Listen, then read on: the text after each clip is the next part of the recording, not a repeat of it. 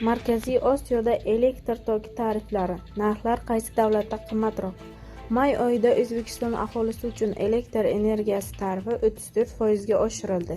Bu ko'pchilik oilalar uchun sezilarli narx o'sishidir. Qarangki, 2025-yilda qo'shni davlatlarda ham tariflar qimmatlashdi. Mintaqada eng yuqori narx qaysi davlatda? O'zbekistonda kelgusi yillarda tariflar qanday o'zgarishi mumkin? Ushbu maqolada raqamlarni taqqoslab tahlil qilamiz. Narxlar qanday o'zgardi? 2016-yil oktyabrdan O'zbekistonda aholi 1 kilovat elektr energiyasi uchun 191 so'mdan to'lay boshlagan. Keyin narxlar ketma-ket oshib bordi. 2017-yil 15-iyuldan 2403 so'mga, 2018-yil apreldan 228,6 so'mga chiqdi. 2018-yil 16-noyabrdan qiymat 250 so'mga yetkazilgan. Mutasaddilar narx ko'tarilishini elektr ishlab chiqarishda yoqiladigan gaz, mazut va ko'mir qimmatlashgani bilan izohlagan. Keyingi tarif o'sishi 2019-yil 15-avgustda yuz berib, aholi har 1 kilovat tok uchun 295 so'mdan to'laydigan bo'ldi. 2020-yil bahorida O'zbekistonda koronavirus pandemiyasi avj oldi. Global inqiroz va undan keyingi tiklanish davrida energiya tariflari salkam 5 yil o'zgarmadi. Muzlatilgan narxlar 2024-yil maydan boshlab eriy boshladi.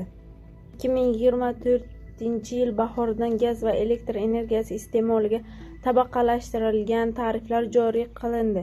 Yangi tartib asosida aholi 200 kilovatgacha sarflangan elektr energiyasi uchun imtiyozli tarifda, ijtimoiy normadan oshgan qismiga esa bozor narxida to'lov qilishga o'tdi. Imtiyozli, ya'ni minimal narx birdaniga 450 so'mga chiqdi. Tok sarfi 200 kilovatdan o'tsa, keyingi tarif 900 so'mdan 1000 kilovatga oshsa 1350 so'mdan hisoblana boshladi. Shu bilan birga 5000 va 10000 kilovat chegaralardan ham tariflar o'suvchi shaklga o'tkazildi. Statistika qo'mitasi hisobiga ko'ra, 2024-yilda respublikada elektr energiyasi narxi 67% ga ko'tarilgan. Mamlakatda 2025-yil 1-maydan boshlab tariflar yana oshirildi. Ijtimoiy norma doirasidagi har 1 kilovat elektr uchun to'lov 600 so'm etib belgilandi. Bu imtiyozli tarif 34% ga oshdi degani. Umuman olganda mamlakatda elektr energiyasi 1,5 yilda 295 so'mdan 600 so'mga ko'tarildi. Endi narxlar qachon oshadi? 2025-yil 1-maydan Vazirlar Mahkamasining tarif siyosatiga oid 337-sonli qarori kuchga kirdi. Hujjatda elektr energiyasi uchun tasdiqlangan tariflar 2026-yildan boshlab kamida 3 yil o'zgarmasligi belgilangan. 2025-yilning mart oyiga kelib hukumat energetika tariflariga oid, ya'ni 194 sonli qarorini qabul qildi. Undagi tartib yuqoridagi qaror mazmuniga zid keladi. Ya'ni hujjatda 2026-yil 1-yanvardan e'tiboran elektr narxlari har yili 1-maydan yillik inflyatsiya darajasiga moslab oshirilishi belgilangan. Teng yuridik kuchga ega hujjatlar o'rtasida tafovutlar bo'lgan taqdirda keyinroq qabul qilingan hujjat qoidalari amal qilishidan kelib chiqsak, endi har yili 1-maydan narxlar o'zgarib boradi.